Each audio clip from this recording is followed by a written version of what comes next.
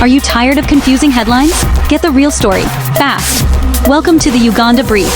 We break down Uganda's top news, politics, and trends, so you always know what matters. Hit subscribe and never miss an update. Let's dive in. Good evening, Bruce, and thank you for joining us at the JB Muwonge Talk Show. Good evening, JB. I'm glad to be here. Thank you for having me. And thank you for sparing your time. We don't take it for granted. I know you're a very busy man. And to comrades out there, tonight we focus on justice, accountability, and the future of our country, Uganda. You know, as the country faces continued human rights violations and growing calls for change.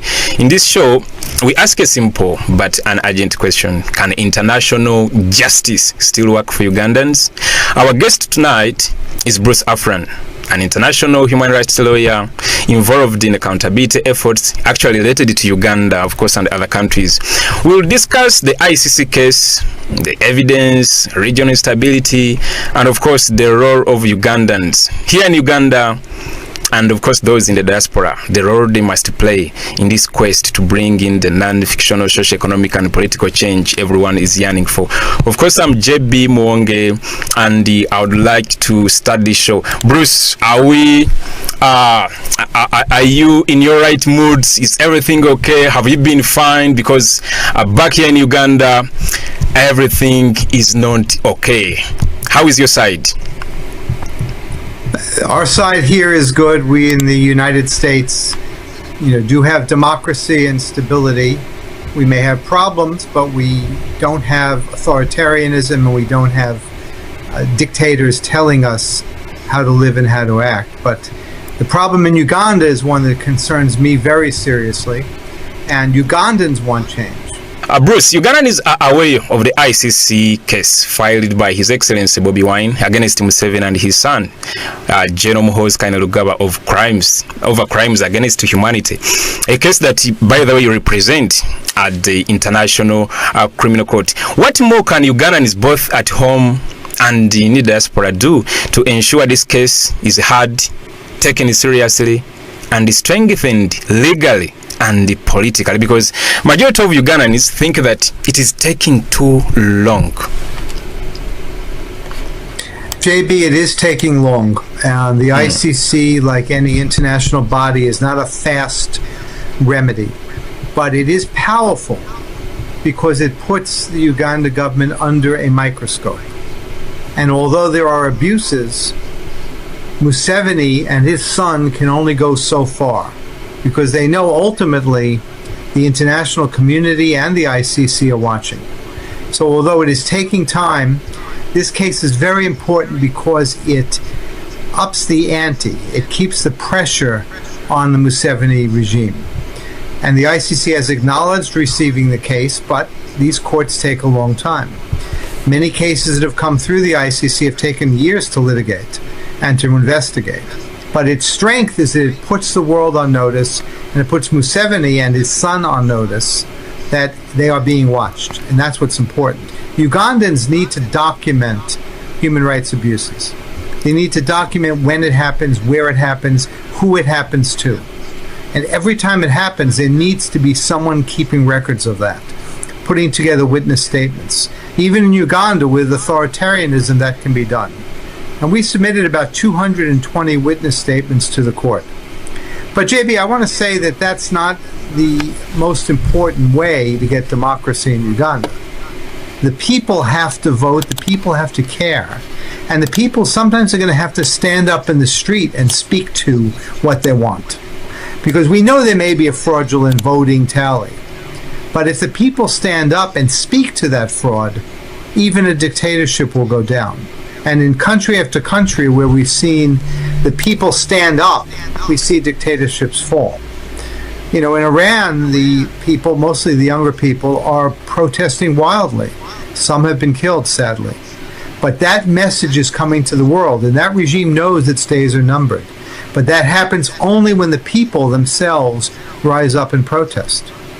I want to say one thing about Bobi Wine. Museveni and Milton Obote and Idi Amin all came to power at the head of a gun. They were in the military or they led militias. Bobi Wine doesn't come to power at the head of a militia, and he's not coming to power with an army. He's seeking power through the voting booth, through the power of the individual. And that, some people ask, well, how do we know Bobby will be different from other leaders of other African countries who've gone bad? We know Museveni went bad. He came in as a liberal, but ended up as a dictator. The reason we know Bobby is different is he does not come to Ugandans with a military. He doesn't come with a militia, and he doesn't come with guns. He comes with logic and reason and offers democracy through democratic means. And that's how we know that Bobby Wine is not going to be a new Museveni, because he doesn't come to the people of Uganda at the head of a militia. All right, thanks for that, Bruce. Actually, just mentioned about the 220 affidavits that you submitted at the ICC, and actually also mentioned that during your previous appearance on this show. I want you to put this into clear perspective. What types of evidence does the ICC formally recognize, and what is the correct process for submitting additional evidence? Who submits it, how, and through which channels? Because very many Ugandans would like to help in this. JB, what Ugandans have to do is they have to put their evidence in writing, in detail. Not just say, I was taken and arrested and beaten. You have to say where it happened, who you were with, where you were brought, how you were abused, how many days you were there, what did the Ugandan guards or the officers say to you. All of that has to be put down every time it happens. And if you observe it happening, and you observe someone being picked up, you have to do all that yourself and say what you saw. That's what courts want to see. That's what the UN wants to see. That's what the US Congress wants to see. That's what the ICC would want to see. And there are lawyers in Uganda who've worked with us who've put this together. And so that's what the people of Uganda have to do. When these things happen, every time it's got to be put together in writing. And frankly, people in Uganda have to organize to do this. We had a good team of people, and that's how we got 220 statements. But Ugandans have to keep up the work. After organizing this evidence in writing, how do they submit it? Well, it can be submitted directly to the International Criminal Court. It has a clerk's office in The Hague. It has an email electronic submission, and people can do that. I would recommend using a lawyer or the NUP to organize the documents and file them at one time, which is just what we did this time. So people can do that, but really you need the help of lawyers, I think, people who are able human rights specialists who know how to do this work. I didn't do it myself here. I couldn't. We had a team of people in Uganda who put this together. And they can then forward it to the court. They can bring that to the court. But it's important that the average Ugandan document what they see and what happens in detail. And that's an important thing to do. Okay, apart from the written evidence, what about photos? Let's talk about videos. Can you comment on that? Oh, absolutely. That's critical. If you have injuries you suffered while in a prison, and you've got scars, or you have, an eye that's damaged, or whatever it may be, we want photographs of that to attach and send in. And you put that as part of your statement. If there's a video of abuse, of course we would want to see that. That's critical. And very often, I'll tell you, videos are what bring down these dictatorships.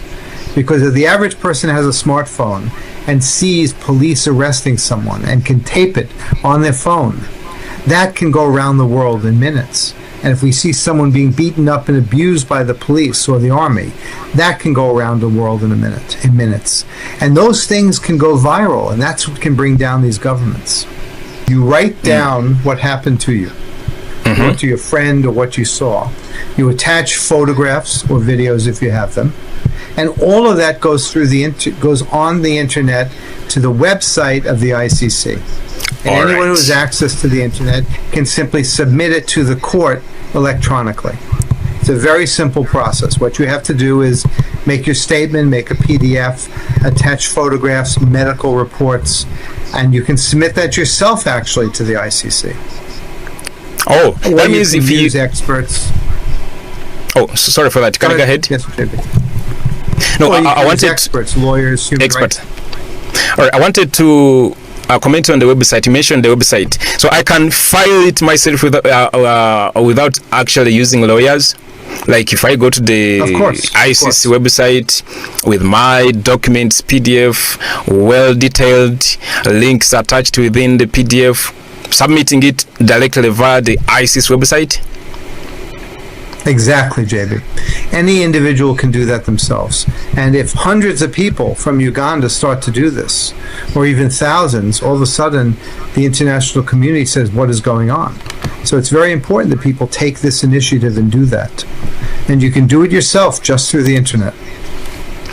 All right, I think that summarizes and it answers the question very well. Now, let's go on to something else, Bruce.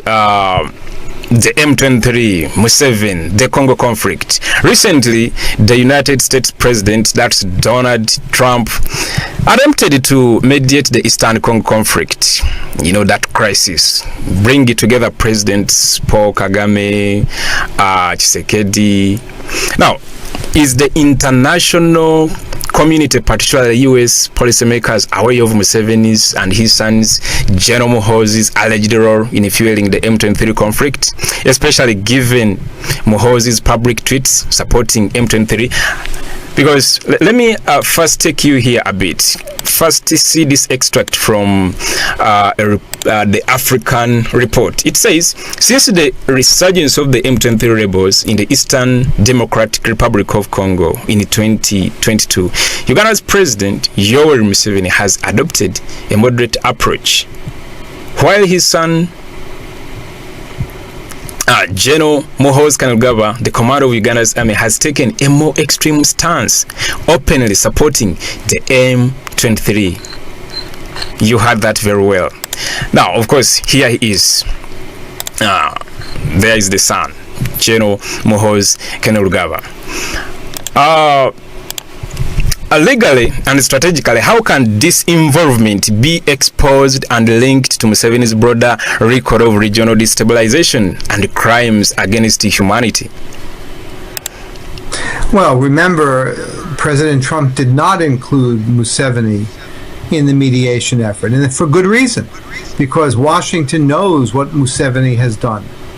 And they know that in part because of all of our communications since the 2021 election, in which we've informed the government of everything that's happened.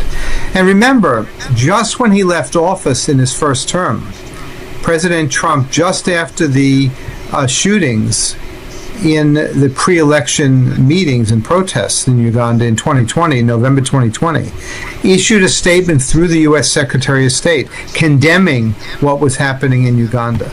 So President Trump is well aware of Museveni and what he does. And that's why he excluded him from mediation, because he knows Museveni is damaged goods. Museveni's days of coming to Washington and posing in the White House are long gone. He still may be someone the U.S. works with militarily, but he's no longer considered a U.S. ally, and he's no longer considered someone the U.S. would ever work with. And President Trump in particular has supported the Ugandan people against this violence. And he did so just when he was leaving office. And that was a very important gesture back in November 2020. So he knows very well who Museveni is and what he's done. And don't forget, JB, we've publicized around the world these human rights abuses. When we filed the ICC complaint, there were headlines all over the world. And the U.S. government knows very well what Museveni has done, and his son. The reason as to why I bring in this issue, because the M23 issue, of course, it is a point of interest, not only to Ugandans, but the entire region. You talked about Museveni notably being absent from that high-level regional peace engagements that involved the Rwanda and the DRC. Let me ask you this, Bruce. is this a sign that the US and its allies are gradually abandoning Museveni? Because he has been purported as a regional stabilizer. And then also, I want you to expound more on this involvement, because, of course, people know, and of course, the media has tried to paint it clearly in vivid colors how Museveni is involved in the DRC conflict. How can this involvement be exposed and linked to Museveni's broader record of regional destabilization? And can it be also an interest of the ICC? Well, JB, that's a lot of questions. They cover a lot of ground. Let me answer as best I can. Yes. First of all, Museveni is known now to sponsor human rights violations. We have exposed that. The world now knows Museveni and his son especially, Muhoozi, have sponsored human rights violations and committed them. And no democratic country is ever going to involve Museveni again in any serious international efforts. That is over. Those days are gone. Museveni is still there because the U.S. does work with Uganda militarily. But Museveni is no longer a valid international figure, and he will no longer ever be used by any Western country in that way. How you can document his interference in the Congo, that's harder. People who live there or live in the part of Uganda bordering those areas who know can document what they know. And they can submit that, possibly to the ICC.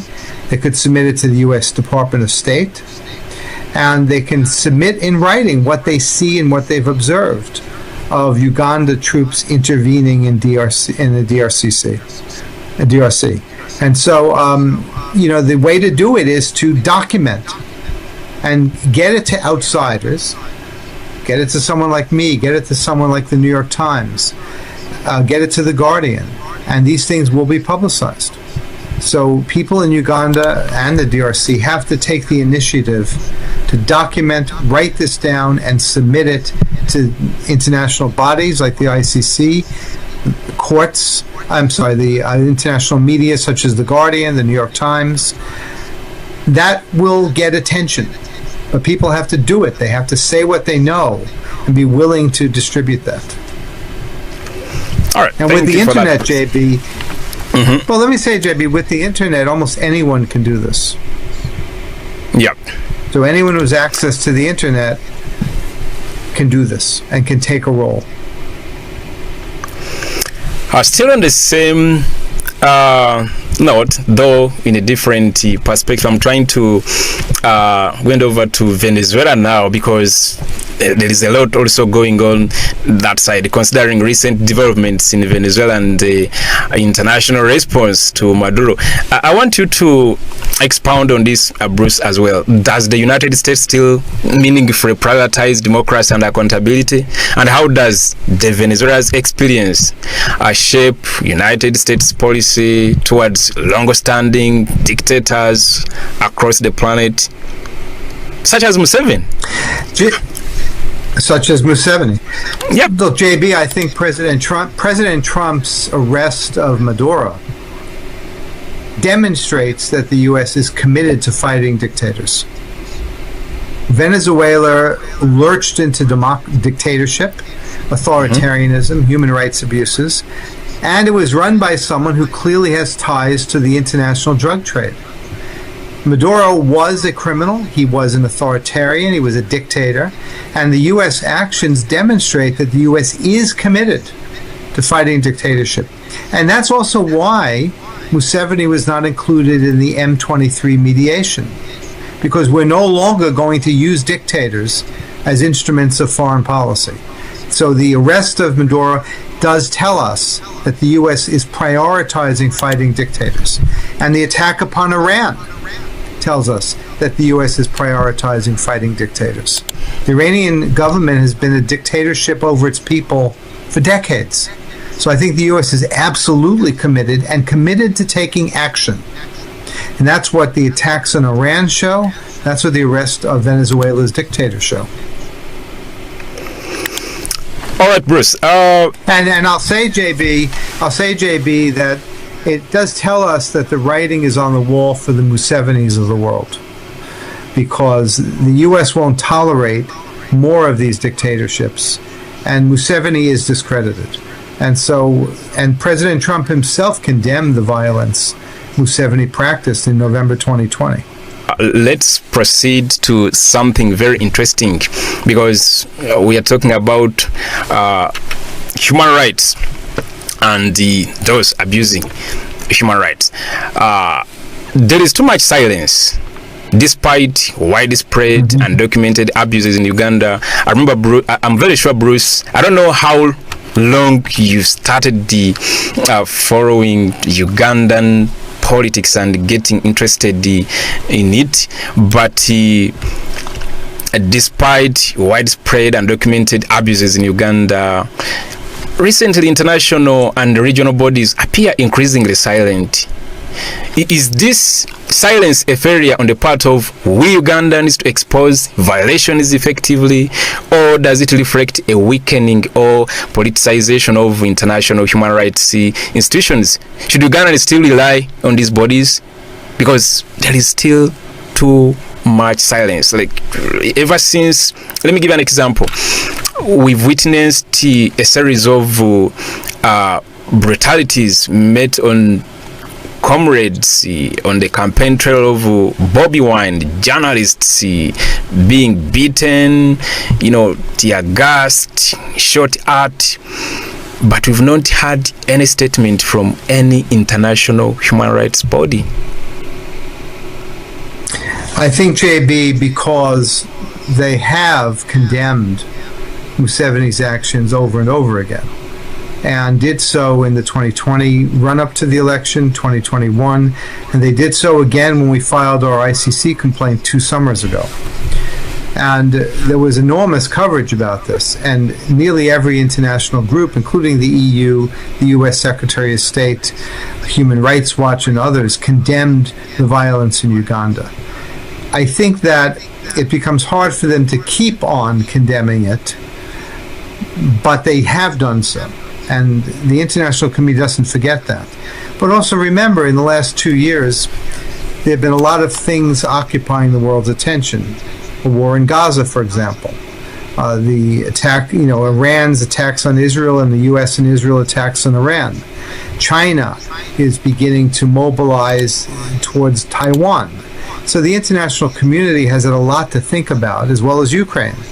So unfortunately, Uganda is only going to get attention at certain points. But remember, that attention sinks in. The Western governments know what is happening, and they haven't forgotten. And that's why Museveni was not included in that M23 mediation. So we already can see progress being made. But let me say this.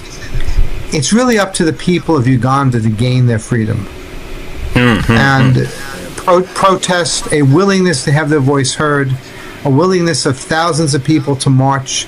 That's what's really needed. No one gains their freedom by international bodies. Freedom comes only when the people of the country are willing to stand up in the street and protest, stand up in a march and have 10,000 people marching in Kampala. Only when the people are willing to do that can they get freedom. We can do a lot from outside the country, but we lawyers can't do it all. The people of Uganda have to be willing to stand up, just like the people of Iran today are. The people of Uganda need to do the same thing. That's powerful, actually, because some people think someone out there is going to come and help them, which is absolutely not possible. That's not how. Yeah, that's not how freedom comes. Yeah, as we wind up on this, I want you to give your final advice to Ugandans, because we are approaching a period where majority of us think it's going to end all this madness that we've experienced for the past 40 years. What final legal and strategic advice do you give to Ugandans inside the country, and of course our brothers outside Uganda, who want to support change while minimizing risk and as well as maximizing impact? Yes, there's always going to be some risk from supporting change. You can't eliminate that. But the people of Uganda, the Ugandans I've met are all very gentle and kind people, except those who work for the police and abuse people. But the ordinary Ugandan is a kind, gentle person. And that's how dictators thrive. They take advantage of the decency of the average person. But at the same time, the Ugandan people have to get angry enough to stand up and demand change. And that's why I speak of protest, because protest is so important in becoming the voice of people. And only when a people of a country get to the point where they're willing to stand up, come what may, no matter what happens, only then can the power of people be used to gain democracy. Now, Ugandans have to vote.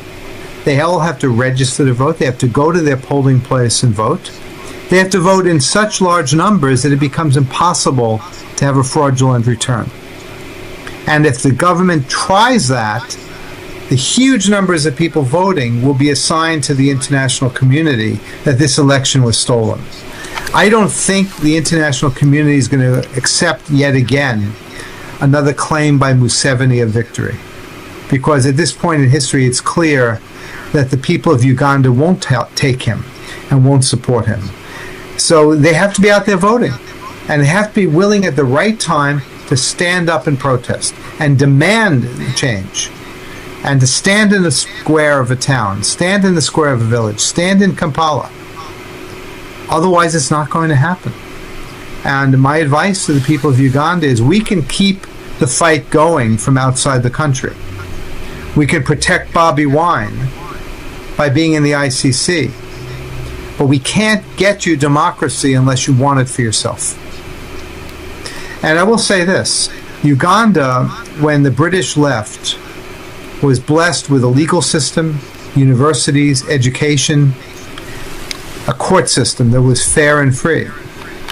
Idi Amin, Milton Obote, and Museveni have twisted that into dictatorship. And Ugandans have to say, we were given something valuable. We were given democracy, and we want that back. That's what Bobi is doing, and he's energizing people. But it doesn't stop with Bobi. The average person has to stand up in Uganda and say, I want that democracy back. I have the right to it. Oh, that's powerful. Thank you for your time, Bruce. Maybe one last one. One last message to His Excellency Bobi Wine before I close up this show. Sure.